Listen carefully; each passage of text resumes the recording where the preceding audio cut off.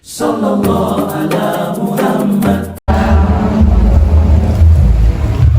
Alhamdulillah alladzi la na'budu illa iyyah. Wassalatu wassalamu ala Rasulillah. Dan anak-anakku sekalian yang juga hadir pada kesempatan ini. Ada guru yang laki-laki kan? Mana sekarang? Sekarang setengah 5 lebih. Jam berapa saya harus selesai? 5:04. Lebih cepat ya lebih baik.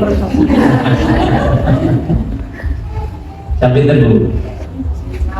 Jam 5 ya? Insya Allah. Lalu saya ini harus bicara tentang apa?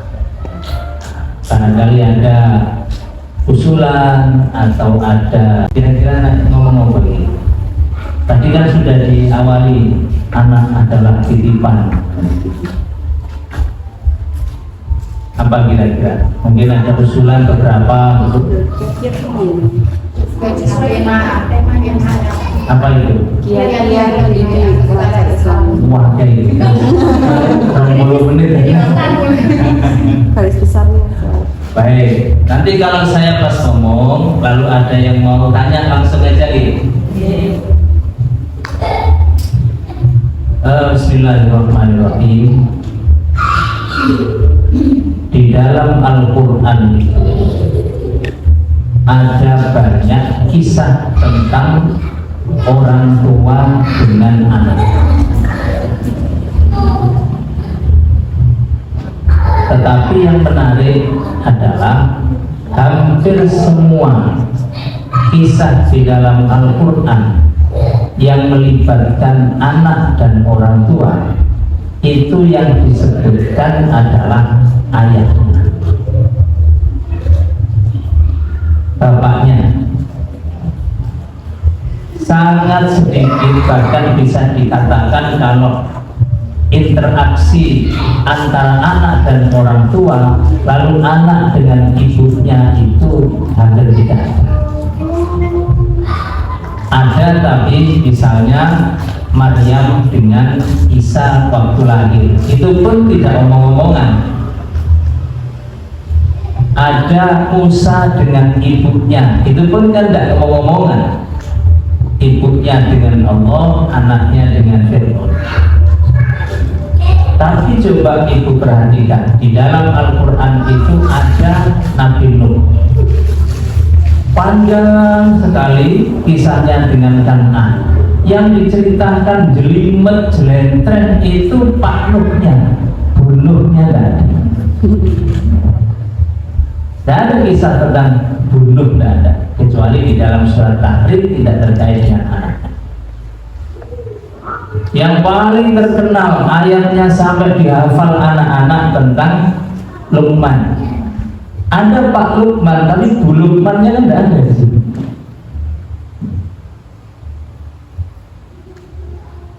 Ada kisah tentang Nabi Ibrahim. Yang dikisahkan kan Ibrahim dengan Ismail, Ibrahim dengan Ishak. Hajarnya tidak diceritakan dalam Al-Quran, Sarahnya tidak diceritakan. Bahkan setelah Ishak ada Yakub, setelah Yakub ada Yusuf. Bu Yakub juga tidak ada, Bu Ishak juga tidak ada. Banyak. Zakaria juga begitu, punya anak Yahya, tapi tidak ada Bu Zakaria di situ, tidak ada.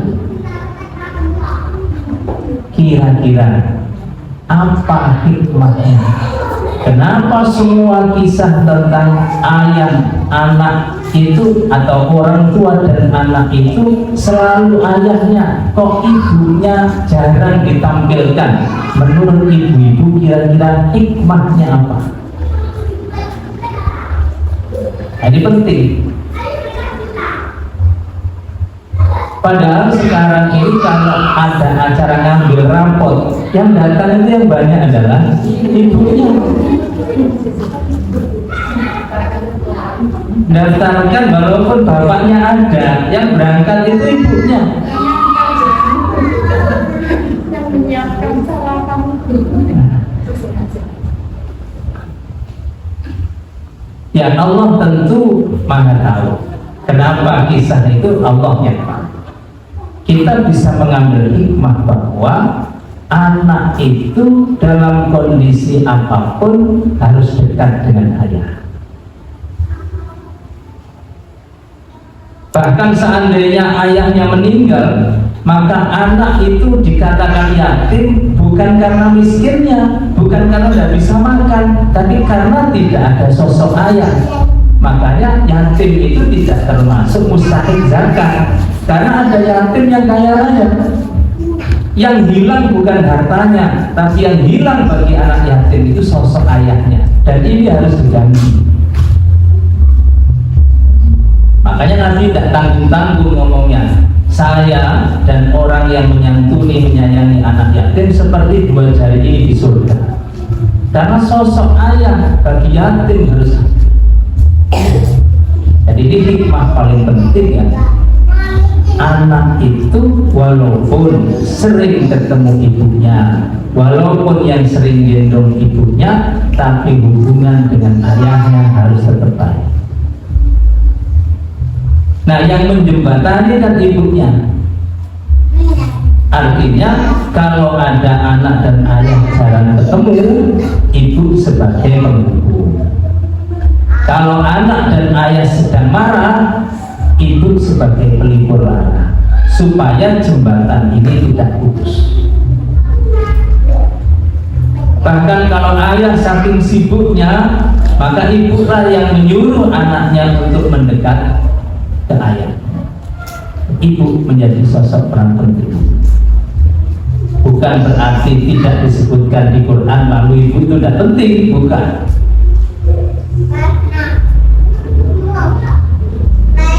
Jadi, makanya kenapa Rasulullah Sallallahu Alaihi Wasallam itu begitu dekat dengan Hasan Husain. Nabi sholat sampai digendong. Nabi Hasan Husain bermain sama Nabi. Begitu seterusnya. Nah, ini hal pertama yang selalu ingin saya sampaikan. Jangan sampai acara-acara yang selalu dihadiri oleh ibu-ibu itu mengecilkan peran ayah di mata anak-anaknya. Tetap harus didekatkan ayah itu di depan anaknya.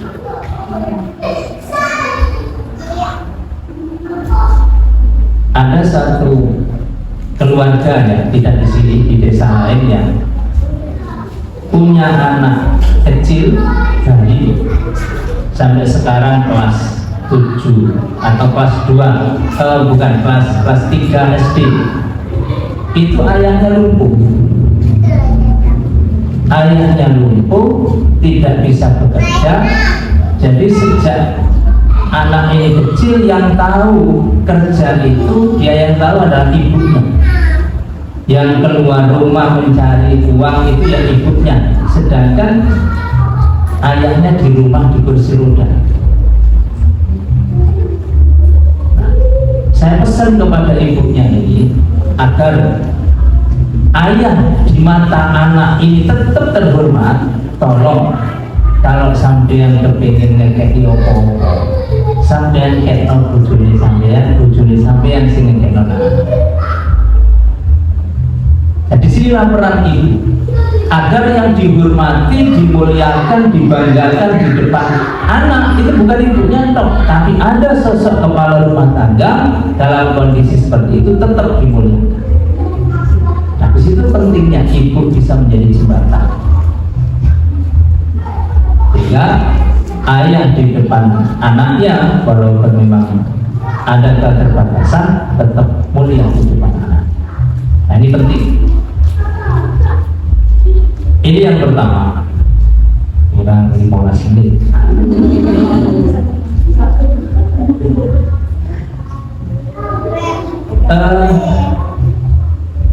Nasihat itu penting. Siapa siapapun, bagi kita orang tua, bagi anak juga penting. Tapi nasihat itu harus disampaikan pada waktu dan kondisi yang pas, sehingga nasihat yang penting disampaikan pada situasi yang pas, insya Allah masuk nasihat. Sebab kadang-kadang ada nasihatnya penting, waktu memberinya kurang pas, nggak mempan. Tiwas jeri-jeri di rumah ini kadang-kadang nobel. Ya wis jeri-jeri, ya wis ngelus dodo. Tadi gak di rumah no. Bisa jadi karena waktu dan kesempatannya nggak pas. Nah, secara singkat saya akan menyampaikan ada 4 waktu di mana Nabi menggunakan waktu itu untuk memberi nasihat kepada anak, baik anaknya sendiri maupun anaknya sahabat.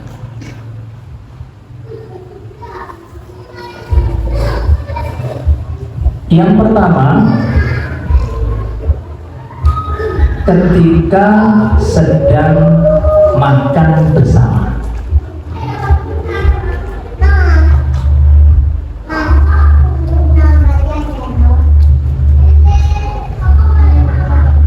Satu ketika Nabi bersama para sahabat makan bersama. Ada sahabat yang ngajak anak kecil, oleh Nabi diambil, anak itu kemudian ditaruh di pangkuannya Nabi, di pangku. Nah, yang cerita ini sahabat itu sendiri ketika sudah gede.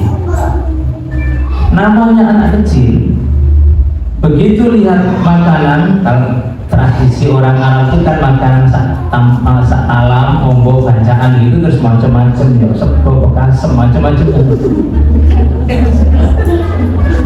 Dulu mungkin belum ada bekasem. Nah, anak kecil tiba-tiba melihat makanan yang mungkin menarik itu, tangannya mengambil makanan, dan yang diambil itu yang jauh. Mungkin warnanya menarik. Warna menarik bagi mata itu kan merah ya. Makanya Nabi Musa itu katanya pelat karena waktu ditawari roti sama wowo itu kan yang diambil wowo karena merah itu memang menusuk mata sehingga itu. Jangankan anak bayi kita saja ya, dilungi abang tak biru kan milih si abang ya.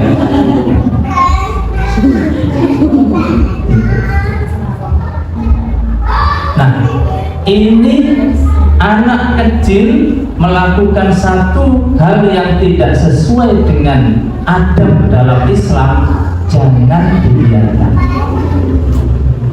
Karena ini momennya pas, waktunya pas, kejadiannya pas. Ini namanya pendidikan by momen. Momennya pas, saat itulah harus dinasihati. Maka kata Nabi, ya gulam, bukan disentak, bukan dikediri. Karena ada orang tua itu yang anaknya buka toples, isinya biskuit, ngambil banyu, disoki ngambil toples biru, ibu ini meneng.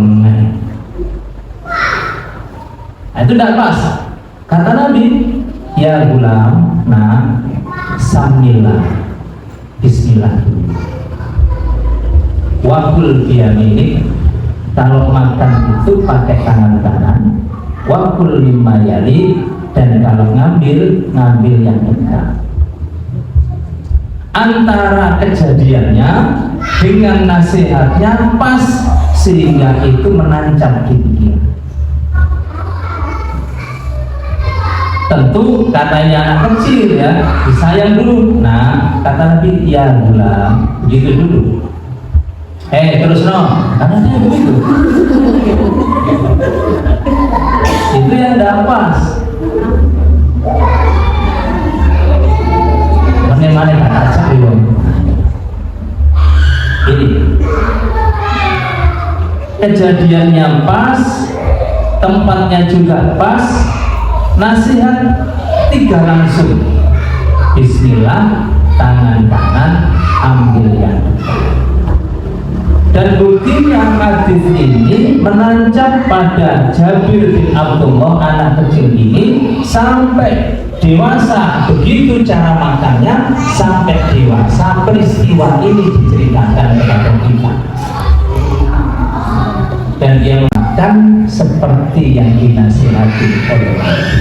Tak berubah. Jadi nasihat itu benar-benar menancap. Satu, yaitu waktu makan bersama. Nah, jenengan ini nanti taman kadang-kadang ada ketoke mangan bareng, tapi makne mangan anake dolanan hati. Piye oleh nasihat? Kadang-kadang di warung, bapak, ibu, kakaknya, adiknya, bayinya kan semuanya memang sedang makan, tapi masing-masing sibuk dengan HP-nya sendiri-sendiri. Momen memberi nasihat hilang sudah. Kadang-kadang HP-nya tetap sing ibu dulang. Lagi. Momen memberi nasihat hilang. Yang kedua, saat bermain bersama anak. Maksudnya main bersama itu dolanan siji dikerjakno bareng-bareng, bukan dolanan HP dewe-dewe. Itu bukan main bersama, bukan itu maksudnya. Itu bukan main bersama, main sendiri-sendiri. Semua permainan tradisional kita itu usia saya, itu semuanya bareng-bareng. Tidak ada permainan sendiri-sendiri. Sodoran berapa orang? Bentengan berapa orang? Congklak berapa orang? Bekelan berapa orang? Jumpritan berapa orang? Tidak ada satupun permainan kita zaman dulu yang sendiri.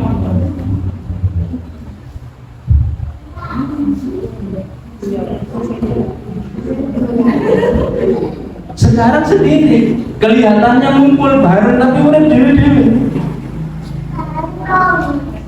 Sehingga kafe itu kan dulu ya, saya tidak ngerti kafe, tapi ketok banyak orang ruame, ono sing nyanyi. Tapi sekarang banyak orang tapi khusyuk, wiritan. Bukan itu maksudnya. Coba kita lihat. Ada seorang sahabat bertamu kepada Rasulullah Sallallahu Alaihi Wasallam. Assalamualaikum. Dari dalam terdengar Nabi menjawab, Waalaikumsalam. Tapi kok tidak disuruh masuk? Karena tidak disuruh masuk, salam lagi, Assalamualaikum. Dijawab lagi, tapi kok tidak disuruh masuk. Jadi namu itu kalau tidak disuruh masuk, ya, jangan masuk. Sampai 3 kali sahabat ini heran, Nabi ini lapo jawab kok gak dimanggano hati. Sahabat ini ngicen, terpaksa. Ternyata Nabi yang membuat tidak mempersilahkan tamunya masuk itu sedang ngomong kudu loro. Coba bermain dengan cucu sampai rela tidak memberi kesempatan masuk tamu. Ini serius. Apa yang dilihat oleh sahabat? Nabi berangkat, Hasan Husain naik di atas punggung Nabi. Kalau kita dulu sapi-sapian, kalau di padang pasir ya unta-untaan. jalan-jalanan, ngomong. Ini bahaya, bahaya. Yang didengar oleh sahabat ini adalah ucapan Nabi mudang putune itu, nikmal jamalu jamalukuma wa nikmal idlani antuma. Jom pemimpin sing paling apik meniku sampean. Coba bermain tapi memasukkan nilai-nilai doa, bermain tapi memasukkan kata-kata motivasi.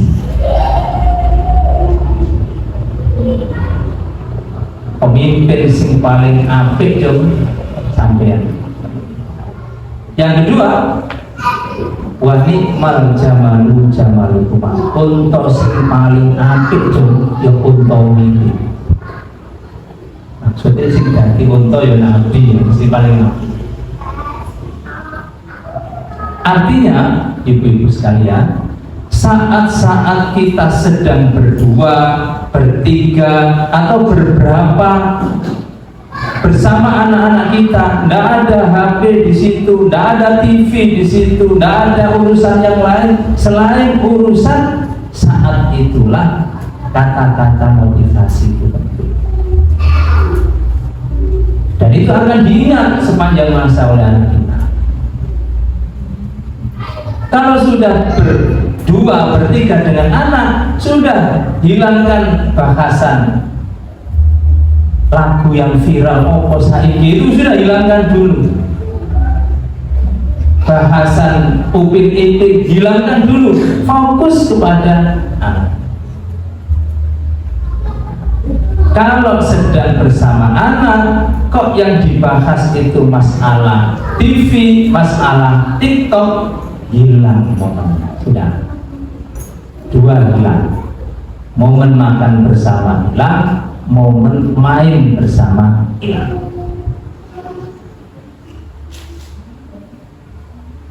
Yang ketiga,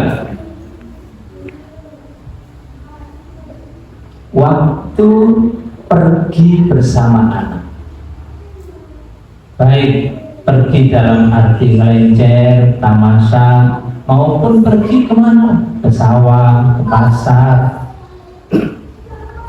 Waktu bepergian bersama anak,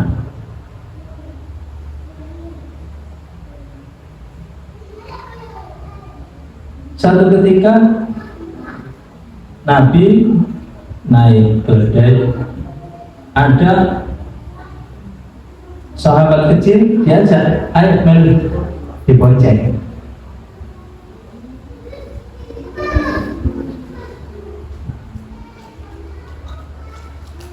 Mu'ad namanya. Saat berjalan berdua itu adalah saat yang tepat untuk omong-omong, memberi nasihat. Lampuna mau ke sekolah toke-toke meripati sampeyan abang mari nangis. Itu saat itu sambil bijak makan bakso.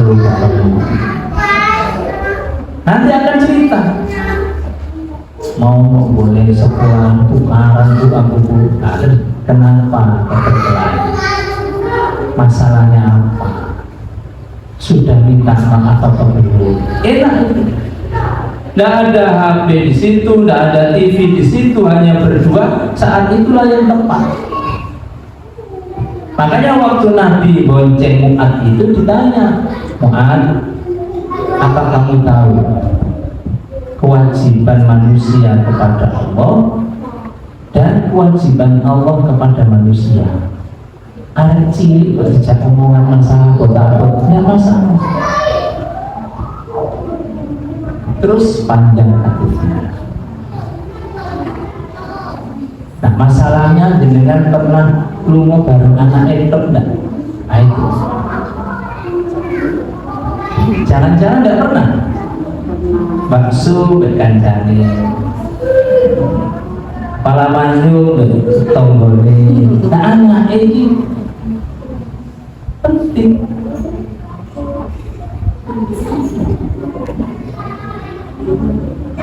reuni bersama reuni TK, reuni SD, reuni SMP, reuni SMA, reuni macam-macam reuni. Kelahiran tahun 80 90 kan sedang ada reuni. Jenengan ini kelahiran 90 ya? 90 apa 80? Oh 70. 90-an kayaknya ini.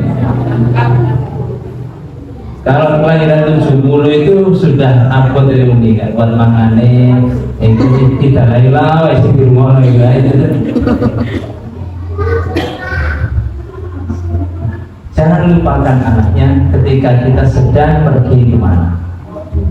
Kalau dulu kan titik-titik ibu kenal dengan dokter lagi itu biar tidak diikuti, dibujuk ya. Yang keempat, terakhir,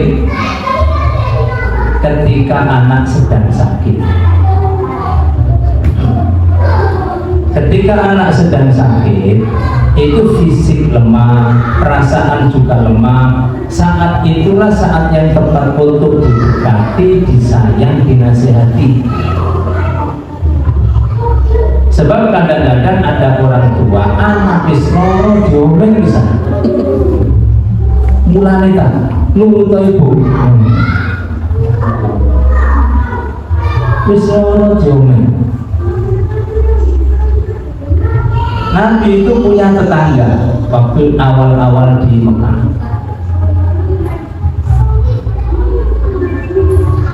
Orang tua bapak ibunya Yahudi, anaknya ya otomatis Yahudi. Tapi karena anak kecil sering metu ke rumahnya Nabi. Bahkan Nabi nyuruh apa, ngambil air, minta tolong anak ini. Ketika anak ini sakit, Nabi itu nyempatkan mengunjungi anak kecil. Betapa pentingnya mengunjungi orang sakit sampai anak kecil yang tidak muslim pun dikunjungi oleh Nabi. Katakanlah ini kepalanya di sini, orang tua bapak ibunya di sini, Nabi di dekat kepalanya anak ini. Saat sedang sakit adalah saat yang tepat untuk memberikan nasihat-nasihat.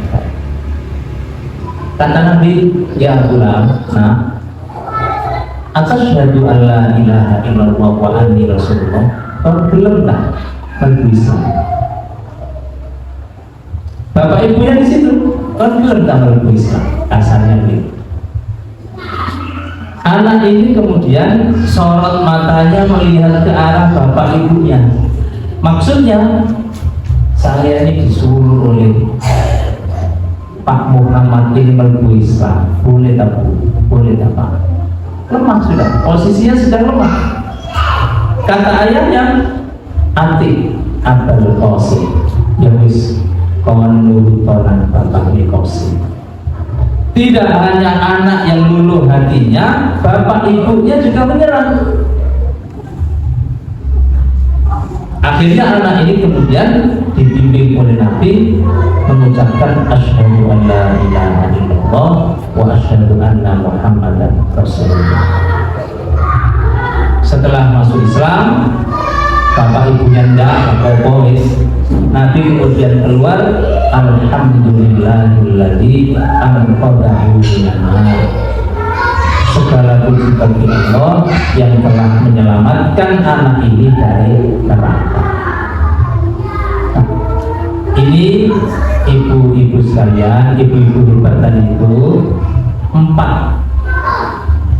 Saya juga tidak berarti sudah ngomong begini terus sudah bisa melaksanakan. Nah, kita semuanya sama. Saya juga punya anak, jenengan punya anak. Saya juga punya tugas mendidik, jenengan juga punya tugas mendidik, sama. Tapi yang saya baca dari beberapa hadis itu tadi, saat makan bersama, main bersama, bepergian bersama, saat anak sedang sakit. Masalahnya, pernah nggak kita bersama anak kita saat-saat seperti itu? Monggo dicoba, belum dicoba dengan sama-sama nyoba. Mohon maaf lebih dari yang disepakati mungkin lain waktu insya Allah bisa disambung kembali insya Allah. Ada pertanyaan?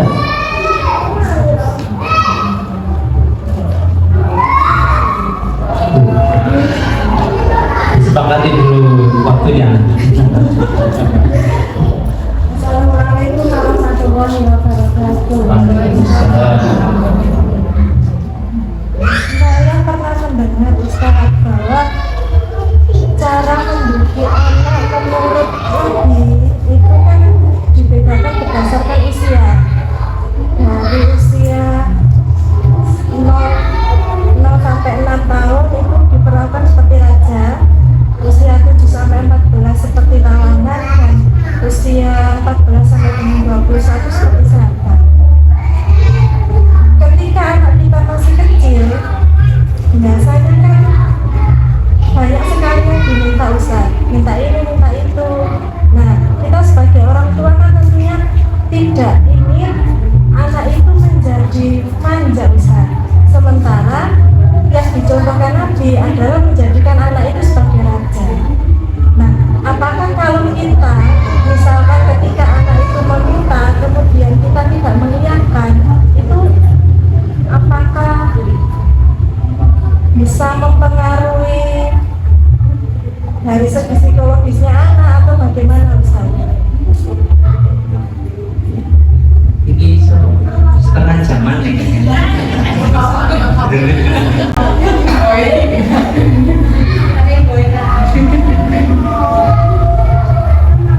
Betul, seperti yang jenengan sampaikan, ini adalah kesimpulan dari Ali bin Abi Thalib melihat bagaimana Nabi itu mendidik anak dan cucunya.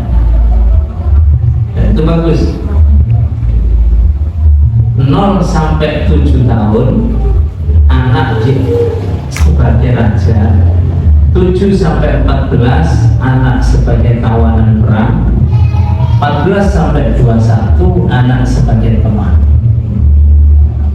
Dan tentu itu orang tua yang anaknya akeh, berarti orang tua yang cerdas. Karena yang ngomong rojo, yang ngomong tawanan, yang ngomong konco, ini kan begitu mestinya.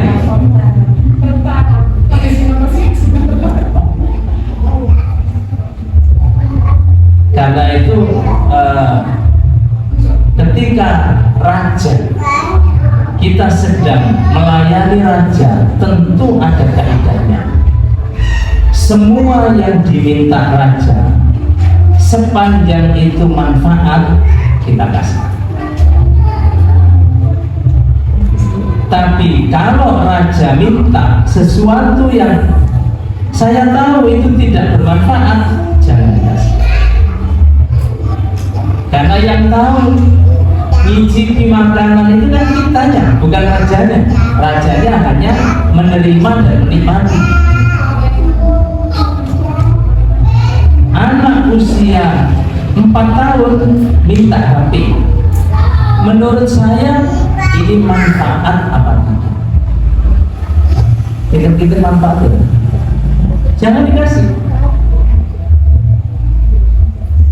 Kalau nangis, anak itu nangis semakin sehat.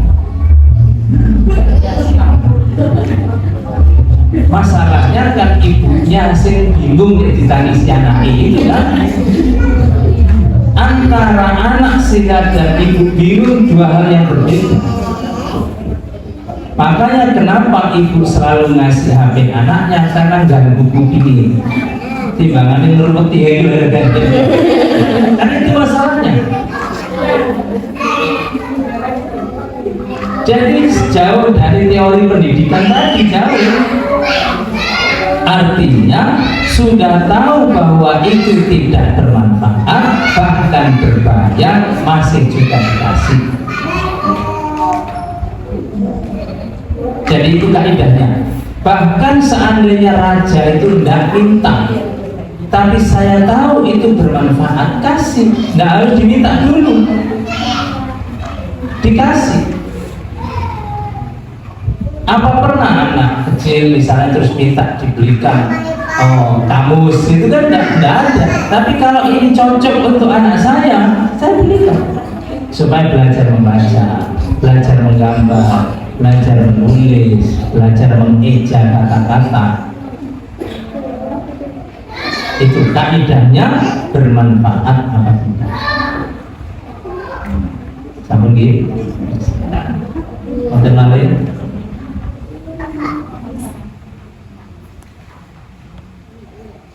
kapan pada waktu kita silaturahim lagi. Demikian ibu-ibu hebat apa yang bisa saya sampaikan, kurang lebihnya mohon dimaafkan. Aqulu qouli hadza wa astaghfirullah. Assalamualaikum warahmatullahi wabarakatuh.